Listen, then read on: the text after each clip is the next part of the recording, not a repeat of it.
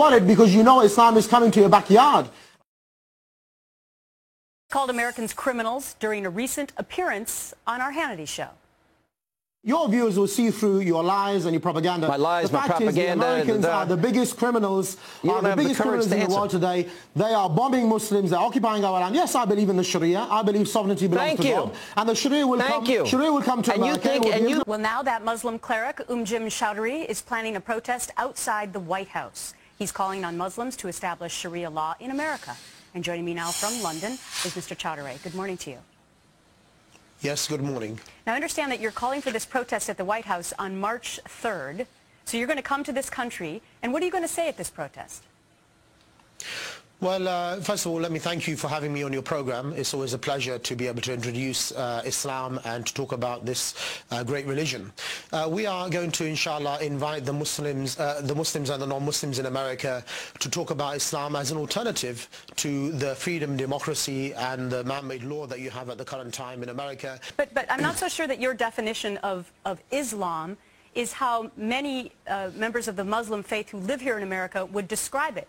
Because you believe in Sharia law, and I'm not so sure that every Muslim in America, in fact, I know for sure they don't all agree with that.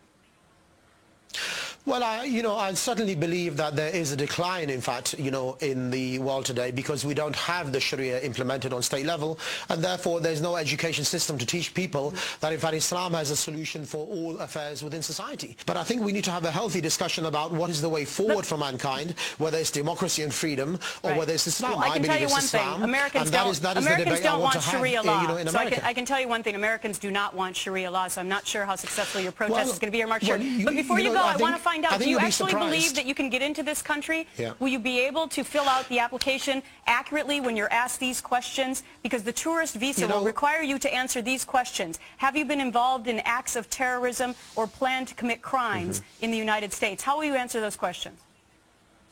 Well, look, I've never been convicted of any criminal offense. I've never been convicted of any terrorist-related offenses. I believe that the Muslims in America and indeed in Britain live under a covenant of security. They cannot target the life and the wealth of the people in return for their life and wealth being protected. But, according to your own First Amendment, you have the right to establish your religion. But you see, unlike Christianity, our religion is not confined to the mosque. It should be something which is implemented within society. Therefore, I invite Barack Obama and the American administration and the people to think about Islam as an alternative way of life.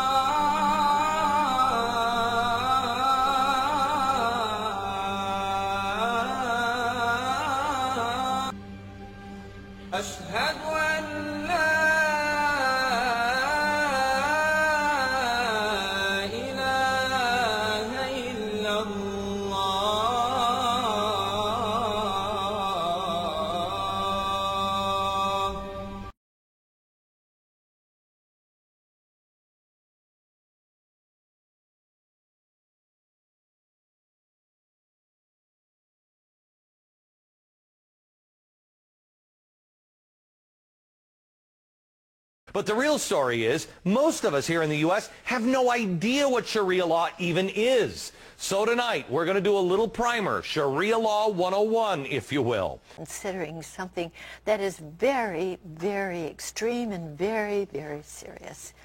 Of course, it pertains to our wonderful country, America. My first headline, Sharia, the threat to America. Couldn't believe that article. And then going on, the roots of rage, why the Islamic world resents the United States. Now, friends, I would really like for Jack to explain something. Terror on trial. Take a look, please, if you will, at this picture.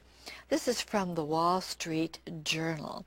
Now, there are legal proceedings against violent extremists, and you're going to see one right now. Jack, I'd like for you to explain this man. Okay, thank you. This is Caliph Sheikh Mohammed. Man, keep that on there because I've got a story to tell you. This man is the one who did 31 tragedies against the Christians around the world. under the leadership of bin Laden, who's now dead. This is the man who had Dan Pearl beheaded and held up the head and said, "I did it." This is the man that was the mastermind of 9/11. He arranged the planes, everything else, to kill 3,000 of our people. And ladies and gentlemen, this man attended a Christian college in America. All right, Sharia law. Where does it lead, friends? Where does it really go? What does it produce? Does it give us democracy or what? Here you see Sharia law. Now, democracy is impossible in most of the Arab world going on. Egypt's new president moves against democracy. We always thought he was for it. And then Egypt group pushes for Islamic law. Well, Hillary Clinton had a lot to say about that. The time has come. And this is what she's saying.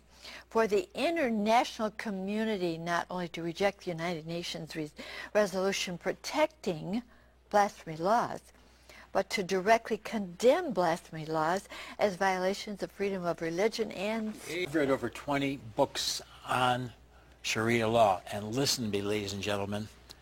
I have over 1,500 quotes to document, and you're going to see some of it by the secular leaders of America, not the religious, some of the great secular leaders. And Rixella is going to get into that right now. Yes, I will.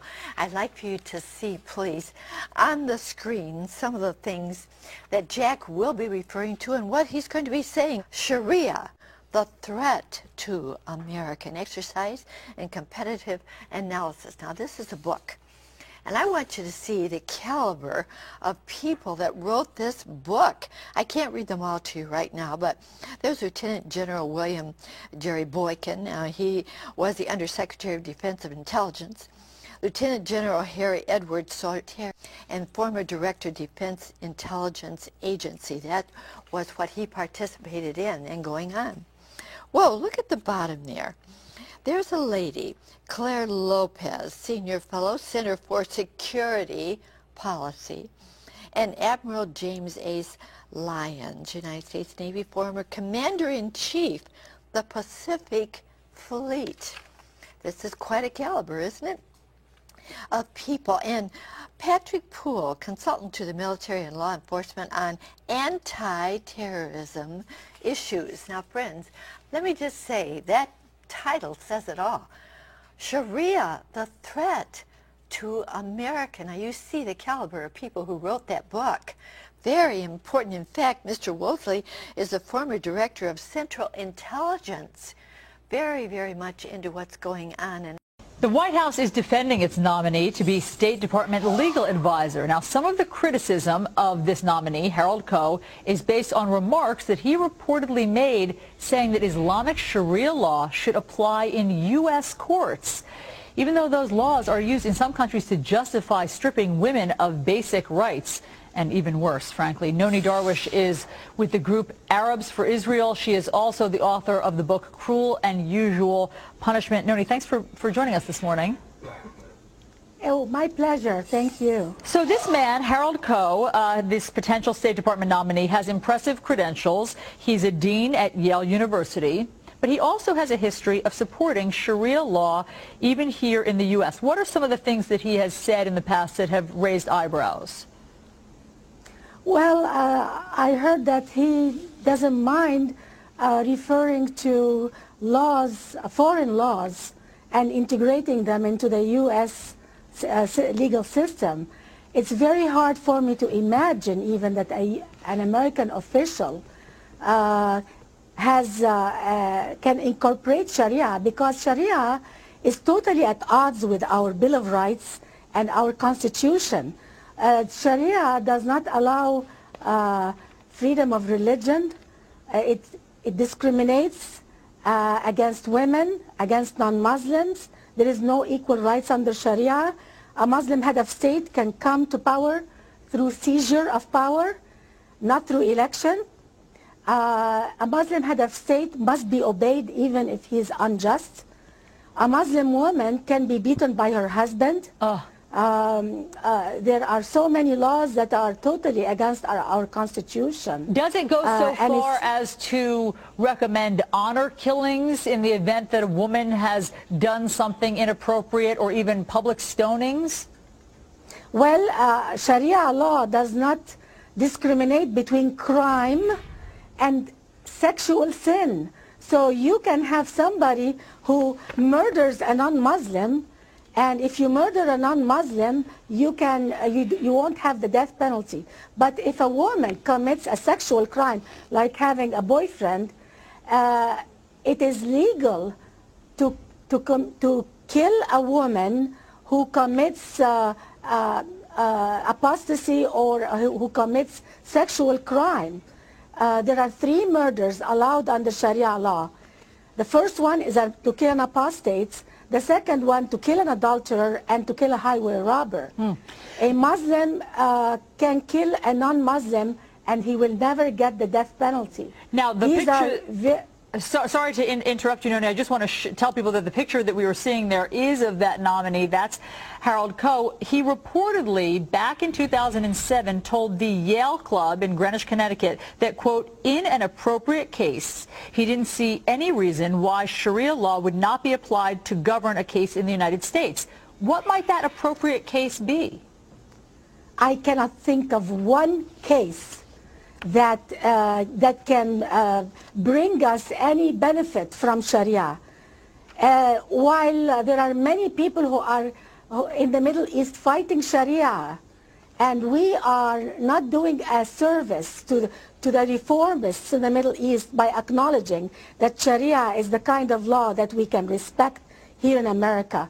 Sharia is totally barbaric. It is anti-woman, it's anti-non-Muslims, and I cannot even think of one thing except the brutal punishments of criminals. Okay, now very quickly, and, since the Obama administration surely knows Harold Koh's position on this, why would they be tagging him as this State Department nominee? Perhaps he is trying to appease Muslim countries, but this is the wrong kind of policy, because we are standing against progress in the Muslim world. The Muslim world has a lot of reformers that are trying to progress because the laws of Sharia support jihad, supports jihad against non-Muslims.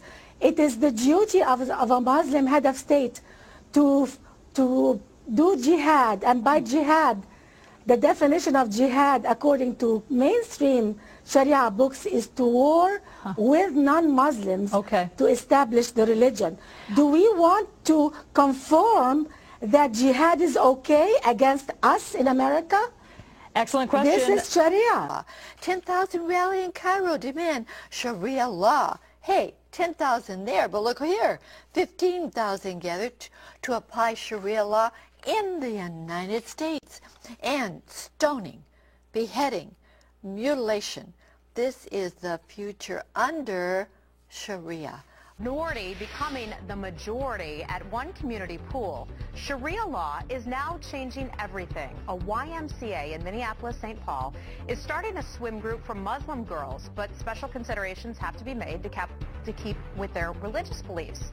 Now this means during the 1-hour class, the pool is being shut down, the men's locker room is being locked, and female lifeguards are being brought in. Similar classes are now starting at towns across the Midwest. We'll keep watching this story for you.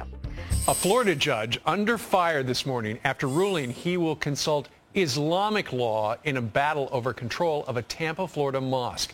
The case could decide who controls millions of dollars in state money. Judge Richard Nielsen, the guy right there, says he'll decide whether the parties in the litigation properly followed the teachings of the Koran. Peter Johnson Jr. is here to explain. Yeah, good morning. Let me tell you why this is interesting and why we should care. It's frightening in a couple of ways. There's a tendency, there's a trend in American jurisprudence in our court system for the courts to say, well, listen, there's a dispute in a church. There's a dispute in a temple. Right. There's a dispute in a mosque. We're going to decide what's going on, and we're going to interpret Muslim law, Catholic law, Jewish law. That's against the Constitution. That's a violation of our First Amendment rights. Right. And there's something called the ecclesiastical abstention principle, meaning that if it involves a spiritual matter, a court must abstain, must stay away from it 100%. And so now we have this judge down at Tampa Way that's saying, I'm going to apply Sharia law to this dispute between trustees over a couple $1 million in an Islamic cultural center and mosque. I get where the Quran rules inside the mosque. But Right. when it has to do with bigger things involving the mosque and people at large, that goes out the window, doesn't And it does go out the window, but what's going out the window in this country, and it's across the board, and we've seen it recently with Sharia and the application of Sharia, and some people actually trying to apply Sharia in criminal context, like in the state of New Jersey that we talked about. It's a disrespect for the Constitution. It's a disrespect for the fact that the government should not be deciding how a Protestant minister runs his congregation, how a Catholic priest runs his parish, how an imam runs the mosque that he runs. And so this judge is saying, oh no, I'm going to look at and see how the internal principles of this mosque work, whether the arbitrator, who was a Muslim preacher, teacher, holy man, person of great Muslim erudition, did the right thing. That's not the job of our courts in America. And when our courts start getting involved with deciding what religion is right, whether they're applying their rules, their internal rules correctly, that is a slippery slope to the end of the First Amendment in this country. I want people to know a little bit more about you and who you are. Let me give you, for example, the Muslim Brotherhood's motto, which is their motto today: Allah is our objective, the Prophet is our leader, the Quran is our law, jihad is our way, and dying in the way of Allah is our highest hope. Allahu Akbar. Do you agree with that motto? Yes, I mean, which Muslim would not agree with that? We do believe as Muslims that sovereignty and supremacy belongs to God. In fact, in the world today, there are two camps. One which believes that sovereignty belongs to man, at the head of which, you know, is at the moment probably Barack Obama, and the other one which believes that sovereignty belongs to Allah, to God. And women are stoned to death in Egypt. Women can't drive under Sharia in Saudi Arabia. You yourself, sir. Let me finish my question. Yeah. You yourself, people who commit adultery should be stoned to death. You said that. You said that Egypt and America one day will be under Sharia law. You said every woman, Muslim or non-Muslim, would have to wear a burqa. Did you not say that, sir? What I said was, in fact, and what I continue to repeat, is that I do believe that the whole world will one day be governed by the Sharia. That is a promise of the best man who walked the earth, the Messenger Muhammad sallallahu alaihi wasallam. Did you or did you not say people who commit adultery should be stoned to death? Did you say that? That is not my statement, but I believe that. You believe that every woman, non-Muslim, Muslim woman should wear a burqa. You're a fascist. You want to ram that down people's throats. You want to cut off people's hands. Excuse me, I'm not finished. You want to cut off people's hands that steal. You want to stone people to death if they commit adultery. You want to rob Israel's land, and you're justified. And I believe, although you don't have the courage to admit it because you're a bit of a coward, that you believe that people that killed 3,000 Americans are going to heaven and they're going to get 72 virgins. So don't you see, can you not stand back from your sick, twisted, bizarre ideology here to see that those 3,000 people were innocent victims, sir? Can you not see that? You know, Mr. Hannity, you have a truth phobia. Whenever I turn the table on you and I talk about the reality, you want to avoid it, you want to talk over me. Your viewers will see through your lies and your propaganda. My lies, my propaganda. The Americans are the biggest criminals, in the world today. They are bombing Muslims, they're occupying our land. Yes, I believe in the Sharia. I believe sovereignty belongs to God. And the Sharia will come to America. And you believe in virgins in heaven, don't you? It will remove the corruption of democracy and freedom and all of your exploitation. You are worried because you know Islam is coming to your backyard. No, Jack. There are even some journalists that are really not up on what Sharia law really is and the dangers that the Islam people have for their goals in the United States and America. Here, take a look. Vote against Sharia law reveals a mindless fear Now, Leonard Pitts Jr. is a wonderful journalist, but I'm sorry, I don't think you know what Sharia law is all about. And I'm going to ask Jack right now, if he'll please tell us, what is Sharia law? Why should we be afraid? I have a book here called Quran, The Dilemma, and it's written by former Muslims. 10 reasons why it's bad for all societies. 1, Islam commands offensive, aggressive, holy war, jihads against all non-Muslim nations. 2, Islam orders apostates to be killed. 3, Islam orders death for Muslims and death for non-Muslim critics of Muhammad and the Quran and even Sharia law itself. 4, Islam orders unmarried fornicators to be whipped, put to death, and adulterers to be stoned. 5, Islam commands all homosexuals to be executed. 6, Islam commands that a highway robber should be crucified or mutilated. 7, Islam commands that a male and female thief must have a hand cut off. 8, Islam allows an injured plaintiff to exact legal revenge, physical eye for physical eye. 9, Islam allows husbands to beat their wives. 10, Islam commands that drinkers and gamblers be beaten. Sharia law ultimately creates society and diminishes freedom. Oh, Jack, that certainly is not from the Bible, believe me. I'm going to go on and give you a few headlines here very quickly. Egypt court sentences 8 to death over video. And that's in America. Yes, absolutely. Oklahoma is sued over Sharia ban. And states enter debate on Sharia law. Is the Obama administration turning a blind eye to a rise in Muslim honor killings happening right here on American soil? Look at the lives of Amina and Sarah Saeed or Noor al-Maliki. Their lives, they lead 2 lives, the Western life and then the one in the house, which is torturous. And the Obama administration, which is so pro-Islam, there's certainly a reluctance to address the issue. When he was in Cairo, he equated the violation of women's rights in America to those in the Muslim world. And they're quite different. Women are very subjugated in the Muslim world. So how big of a problem is this honor killing, at least here in the United States? Well, as more Muslims move into the West, you see an increase in honor killings. They are rampant in Europe, certainly increased dramatically in Canada, and now here. I mean, how many girls have to die or how many girls have to live under threat before somebody says, okay, it's time to pay attention to this issue? She's very scared. Tell me what's going on. Well, I'm a Christian, and my parents are Muslim. They're extremely devout, and they can't know about my faith. Well, they do now, but they've threatened to kill me. I don't know if you know about honor killing, but this faith that you guys don't understand. Islam is very different than you guys think. They have to kill me. My blood is now halal, which means that because I am now a Christian, I'm from a Muslim background, it's an honor. If they love God more than me, they have to do this. And I'm fighting for my life. You guys don't understand. They don't understand. What did your father say to you? He said he would kill me, or I'm sent back to Sri Lanka where they put me in the asylum. He said they go crazy.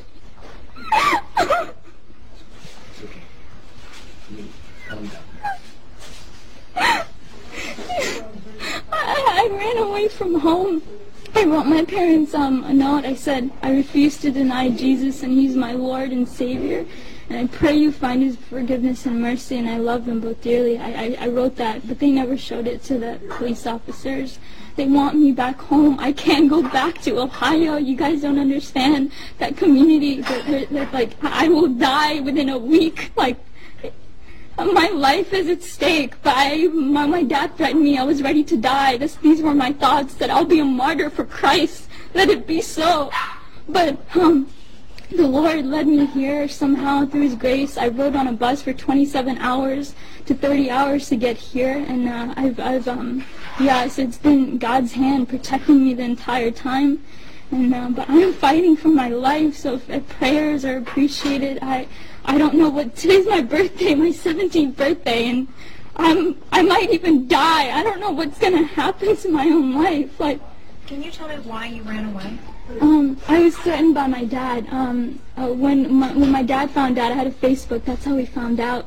And phone calls from the Muslim community started coming in with emails, and he confronted me, and I had a laptop, and he took that laptop and he waved it in the air, and he was about to beat me with it.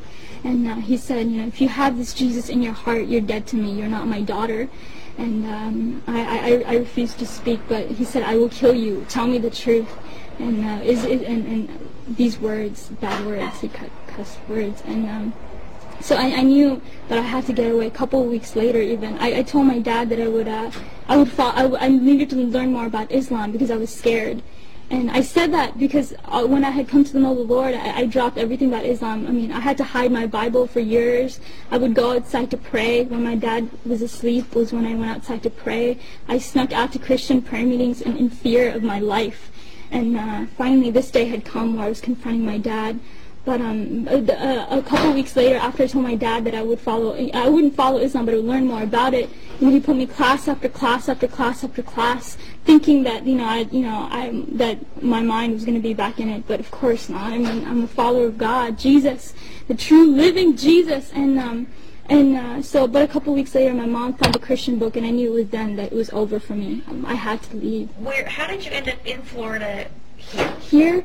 What happened is that night I had to leave, so I left that Saturday night, was it? It was Saturday night in the morning. I left to go to a friend's house, and I asked her, I begged her to take me to church. I needed to get to church. I needed to pray. I needed to seek the Lord to know what to do. And so that entire day from 7 in the morning to late at night, I prayed and prayed and prayed, and finally I was able to get a ride back home to the person's house. And then I stayed there Sunday night because my dad was coming back home from his trip that night. And so I stayed there that night and I just left. I hitchhiked to a bus station, and I got a ticket to Florida because I had met them through a prayer ministry on Facebook. And this was the farthest away from Ohio, and you don't understand. If I had stayed in Ohio, I wouldn't be alive.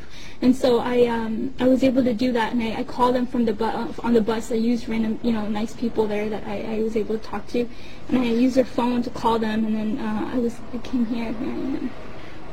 Has there been any type of killings at all in your family? Have you ever seen anything like that? I'm not sure, but in 150 generations in my family, no one has known Jesus. I am the first one. So imagine the honor in killing me. Like, there is great honor in that, because if they love Allah more than me, they have to do it. It's in the Quran. Yes. And you can give them knowledge about it, because the knowledge. Yeah. So he really will explain it and break it down. They have to do this. If they just have to. And either they do that or they send me back to Sri Lanka. And there's an asylum. There's an asylum there where they put people like me. Like, they think I'm crazy. And do you really think that this is true, or do you think this is just a threat? There's actually hundreds of cases that are backed like me. Amina and Sarah, they were forced to go back home. They were killed by their dad. Like, this is not just some threat. This is reality. This is truth. This is reality. How many more cases? If you want, there's case after case. There's hundreds of them. I am one. I am one of hundreds. They have to. You guys don't understand.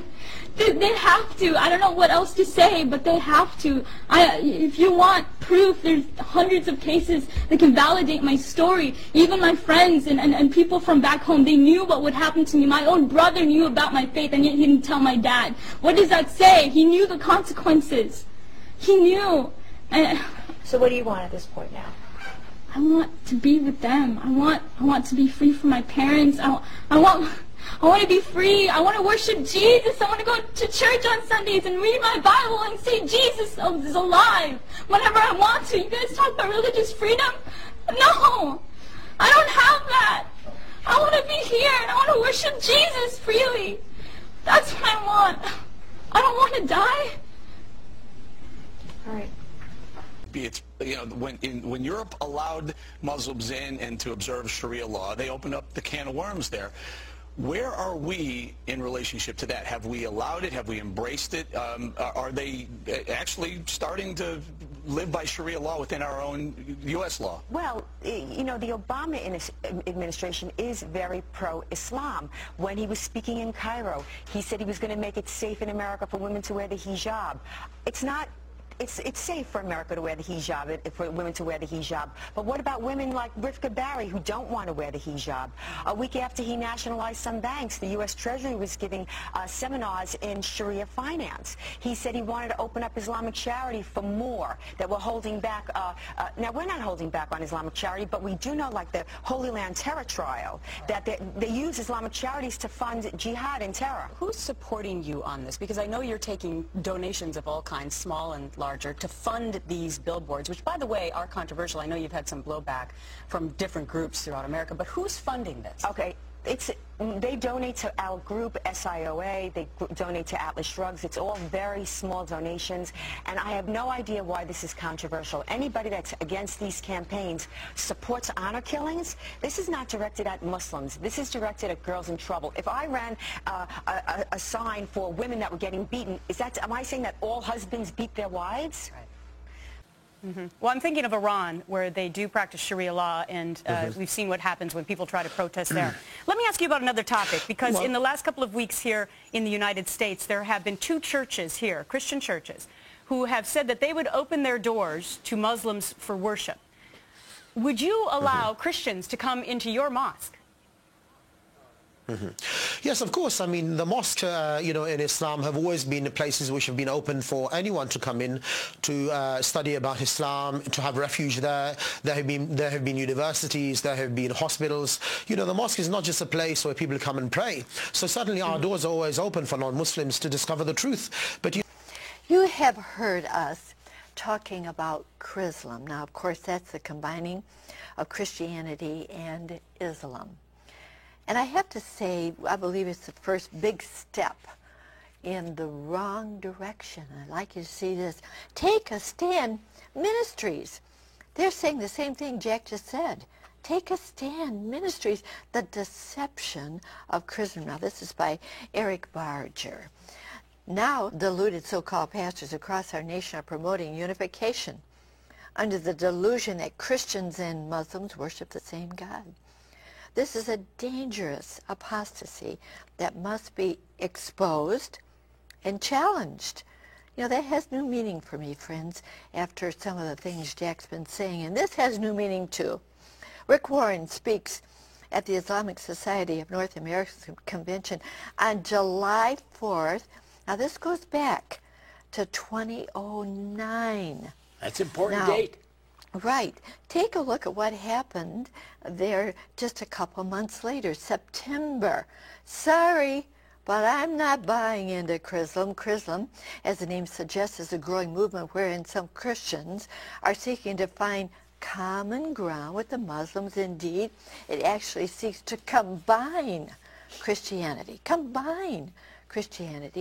and Islam. Now, here's a picture of Muhammad Hisham Kabani. Now, he is the chairman of the Islamic Supreme Council of America. Oh, everything has to be approved by him before anything can happen in America. You want to make a remark about him? Yes, while there, that picture's still on the screen, Rick Warren spoke there in July in the year 2009. And Chrislam came into existence just 18 months ago.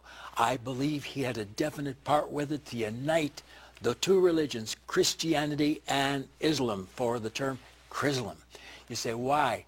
Because he's been working on that ever since. He even has a peace thing going right now where he tries to unite the Christians and the Muslims together for a peace program. It will never work. And he recently, according to the Orange County Register, said, we are bringing in the Islamic ministers to unite with mine to see where we can find all the similarities in the Bible. Wait a minute. What about all the blasphemous dissimilarities? Be careful of Rick Warren. He claims to have 444,000 ministers following, and if they are, they're going to be in danger because this man is not taking the right stand. Now, let's see why. If this is the man who had Rick Warren speaking, people say, oh, he was there to talk about Jesus. No, he wasn't. Listen to this.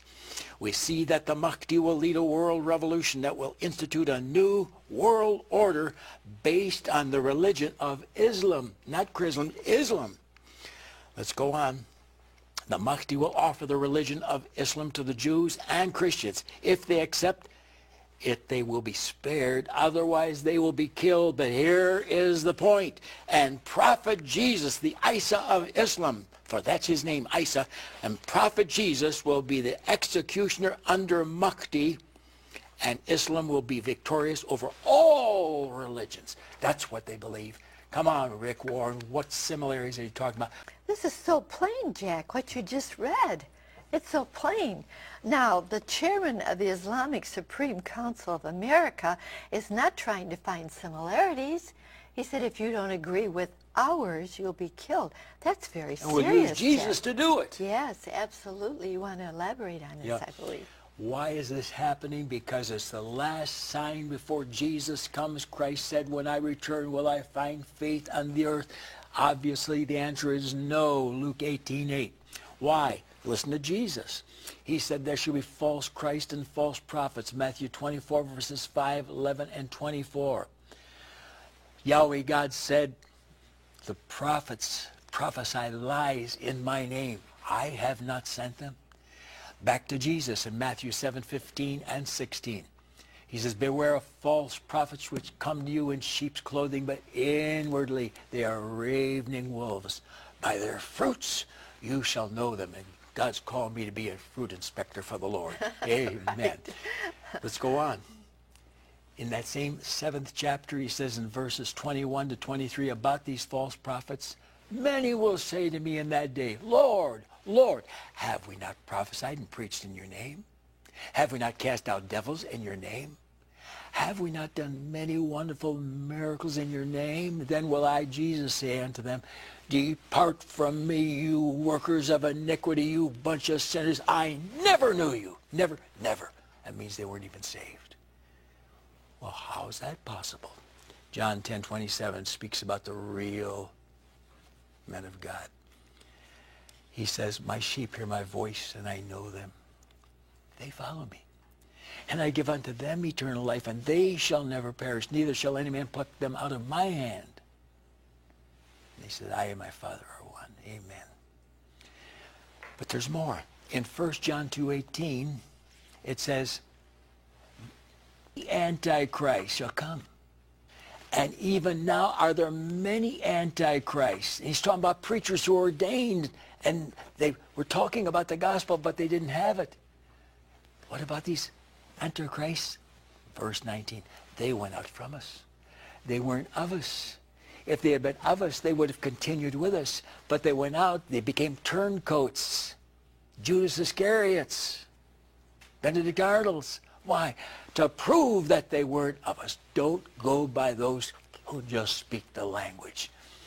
Jesus said, they honor me with their lips, but their hearts far from me. Mark 7:6.